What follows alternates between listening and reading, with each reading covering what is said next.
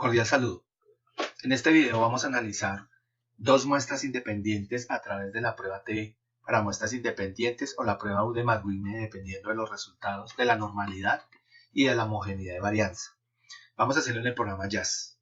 Hagamos una breve introducción para la prueba T independiente. Este estadístico fue introducido por William Sigley Gosset en 1908, un químico que trabajaba para la cervecería Guinness de Dublín. Student era un seudónimo de escritor. Por eso las tres pruebas T que existen pues llevan este seudónimo. Esta prueba permite evaluar las diferencias significativas que pueden presentarse entre dos grupos cuando se cumplen los requisitos para pruebas paramétricas: el tamaño de la muestra, la normalidad de las distribuciones y la homogeneidad de varianzas. Esta es la fórmula que generó Gosset para la prueba T para muestras independientes. Como vemos, tiene en cuenta el tamaño de la muestra, ¿sí? N1, N2 sería el tamaño de la muestra para cada uno de los grupos. Tenemos la media de los grupos, de cada uno de los grupos, y está fundamentada en los mínimos cuadrados. Tenemos que hallar la sumatoria de los datos al cuadrado y la sumatoria de los datos que después aquí en esta fórmula se elevan al cuadrado, ¿sí?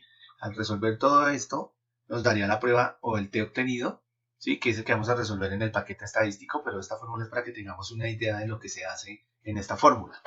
Los grados de libertad es n-2, es decir, el tamaño de la muestra menos 2.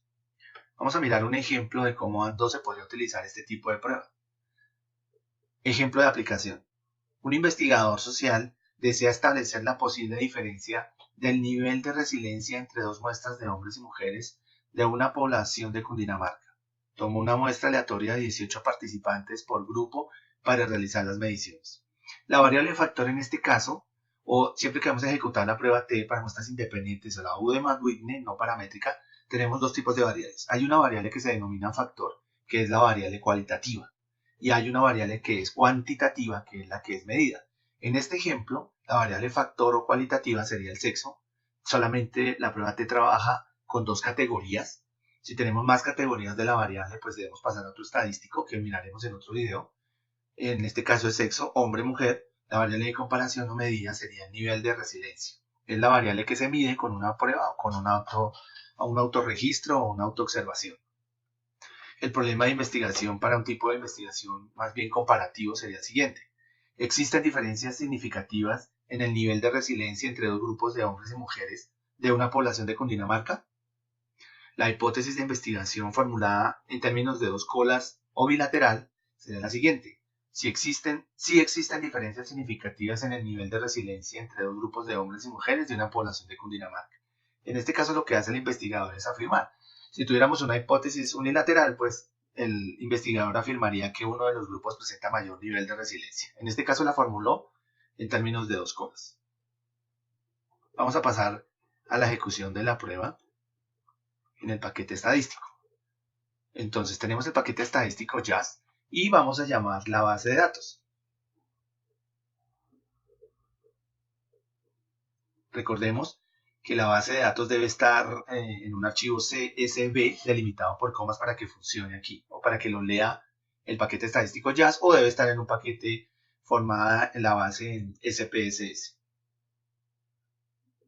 En este caso, esta base de prácticas se las voy a compartir para que ustedes puedan realizar la práctica y puedan hacer lo que yo voy a hacer ahorita y los ejercicios que voy a dejarles de práctica. Bien, aquí tenemos que la base ya apareció en el paquete estadístico. Y como vamos a administrar la prueba T, entonces vamos a ir aquí donde dice, la parte superior izquierda dice T de test. Vamos a ingresar ahí y hay tres tipos de pruebas T. La de una muestra, la de muestras relacionadas y la que estamos trabajando hoy, que es la prueba T para muestras independientes. Nos aparece lo siguiente. Voy a desconectar este test de aquí de Student, que ya viene previamente programado. Bien. Busquemos primero la variable cuantitativa. La variable cuantitativa en este caso sería la resiliencia. Vamos a buscar la resiliencia. Y la variable de agrupación dijimos que era por sexo. La voy a ubicar aquí, donde dice grupo invariable. Ya tenemos la variable cuantitativa y la variable cualitativa. Como está todo desactivado aquí a la izquierda, vamos a empezar a mirar los análisis previos. Entonces primero sería pedirle los descriptivos. Entonces clic aquí y miramos los descriptivos. Y vemos que tenemos 18 hombres, 18 mujeres. Tenemos la media, 45,88 y 46,50, Vemos que las medidas son similares. La desviación estándar es mayor en los hombres, en este caso. Ya tenemos el primer dato que necesitamos para nuestro proyecto, que es muy importante reportar los estadísticos descriptivos. Le voy a dar clic aquí en el gráfico y esperamos y ya aparece el gráfico respectivo para el nivel de resiliencia por hombres y mujeres. Y vemos que las diferencias son bastante pequeñas entre los dos grupos, ¿sí? Esto desde el punto de vista descriptivo. Ahora, para hacer las comparaciones de las pruebas, pues tenemos que mirar si utilizamos la prueba T-Student o la Udemy-Wigner. Para eso, tenemos que analizar los supuestos de normalidad y homogeneidad de varianzas necesarios para poder aplicar una prueba T. Aquí están en la parte inferior izquierda las suposiciones o el chequeo de suposiciones. Voy a darle clic en normalidad y clic en homogeneidad de varianzas. Esperamos un momento que aparezca. Y aquí vemos primero que apareció el test de normalidad de Shapiro-Wilk para hombres y mujeres por separado. Nos aparece el estadístico y nos aparece el valor P o el p-value o también lo que el SPSS llama el nivel de significación. Primero tenemos que recordar la regla de decisión para el rechazo o no de la hipótesis nula. En el caso del test de normalidad, la hipótesis nula dice que existe normalidad de las variables. Repito, la hipótesis nula de normalidad plantea que existe normalidad de las variables. El valor P para poder rechazar la nula es que debe ser inferior al alfa del punto 0,5.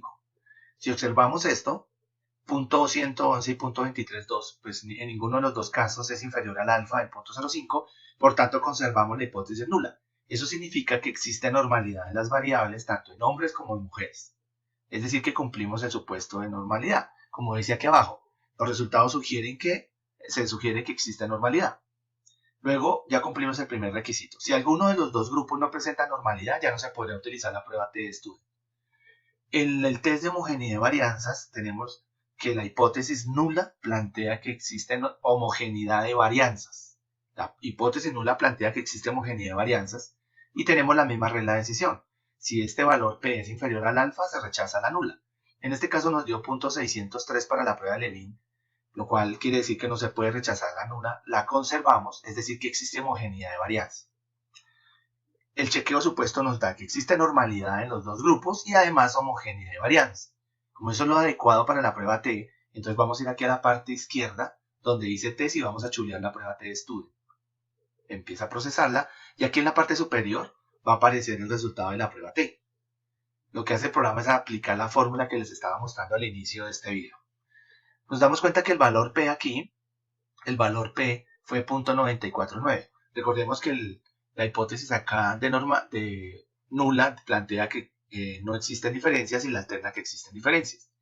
El valor P debe ser inferior al alfa para poder rechazar la hipótesis nula. En este caso, el valor P es superior al alfa, por tanto no podemos rechazar la nula, es decir, que la conservamos. No existe, ¿cierto?, la posibilidad de rechazar la nula, por tanto, lo que quiere decir es que no existen diferencias estadísticamente significativas entre hombres y mujeres en la resiliencia, ¿sí? Los dos grupos presentan medidas similares. Las conclusiones en este caso serían más o menos así. No existe evidencia para rechazar la hipótesis nula porque el valor P, 0.949, es superior al alfa, ¿sí? Para un valor P de 0.05. La segunda conclusión sería, más o menos, no existen diferencias estadísticamente significativas entre hombres y mujeres en el nivel de resiliencia.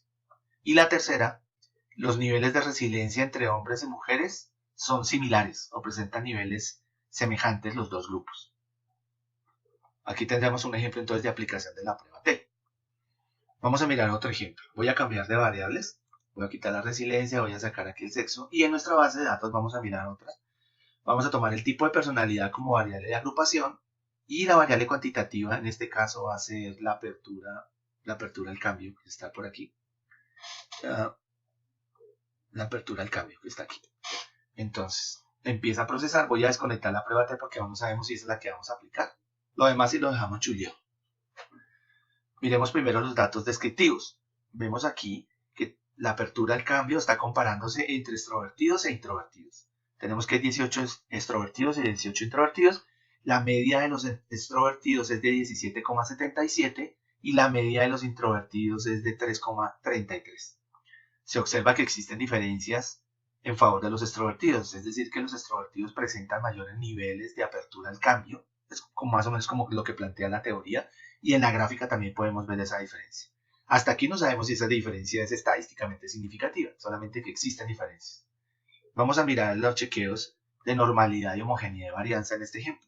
Aquí vemos que en apertura al cambio, el valor P de los extrovertidos es inferior al alfa del punto 0,5, lo cual quiere decir que ese grupo, estos datos sugieren que debemos rechazar la hipótesis de normalidad.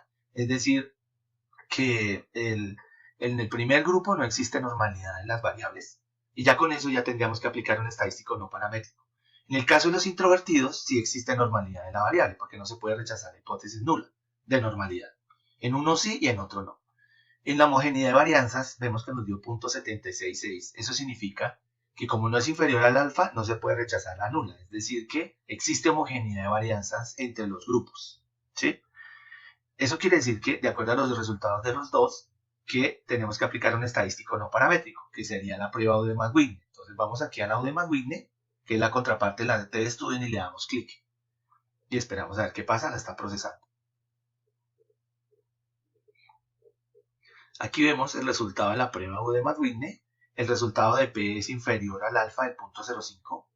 Eso quiere decir que existe evidencia para rechazar la hipótesis nula. Existen diferencias estadísticamente significativas entre extrovertidos e introvertidos en la apertura al cambio. Al observar los datos vemos que los extrovertidos tienen realmente una mayor apertura al cambio que los introvertidos. Y ya no es una diferencia solamente descriptiva, sino estadísticamente significativa de acuerdo a la prueba Udemy-Wigner por los supuestos. Estos serían los análisis que deberíamos hacer en un estudio descriptivo comparativo, cuando estamos comparando, y digamos que la información que se presentaría en los resultados, toda esta sería pertinente. Sugeriría presentar primero los estadísticos descriptivos con su respectiva figura, luego los chequeos de normalidad y homogeneidad de varianzas con sus respectivas conclusiones, y por último, la prueba que se utilice, tanto la prueba T para muestras independientes o la prueba de Wigner dependiendo pues, de los hallazgos. ¿Sí? Perfecto. Voy a subirles la base de datos que trabajé aquí y les sugiero dos tipos de estudio para que los tengan en cuenta, para que los hagan como práctica. Sería que combinaran el sexo con la escrupulosidad, a ver qué encuentran, sexo con escrupulosidad, y que realicen el estudio de tipo de personalidad contra la apertura al cambio. Realicen esos dos tipos de estudio para que generen su práctica. Les agradezco mucho, muy amables. Hasta luego.